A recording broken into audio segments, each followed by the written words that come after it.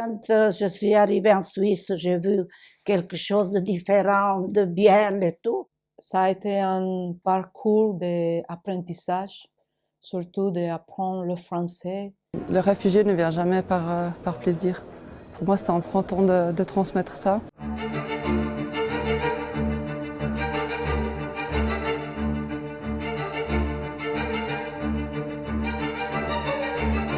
C'était quand même aussi l'idée, c'était de présenter des femmes qui ont réussi leur intégration. De mettre en lumière ces femmes qui sont d'abord des femmes avant d'être des femmes migrantes m'a beaucoup touchée. Quand on assiste à un destin singulier, eh bien, il y a des choses qui sont collectives, il y a des fatalités collectives.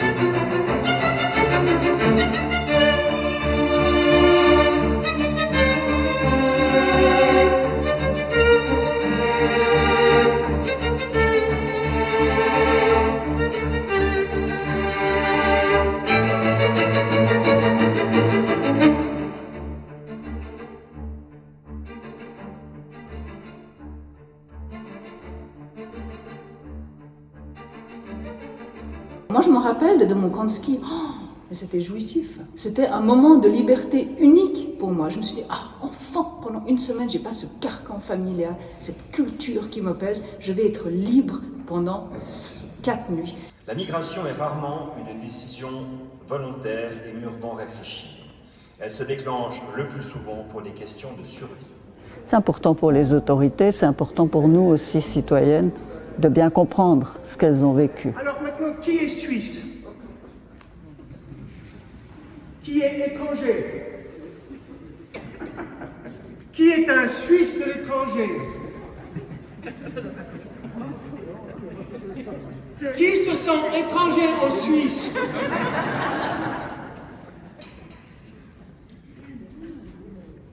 Qui est un Suisse étrange?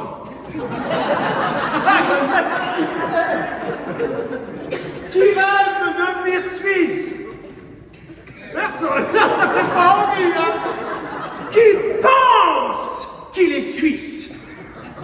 Quand je me présente, est-ce que je me présente comme Suissesse ou est-ce que je me présente comme Italienne? Devi seguire il flusso e non che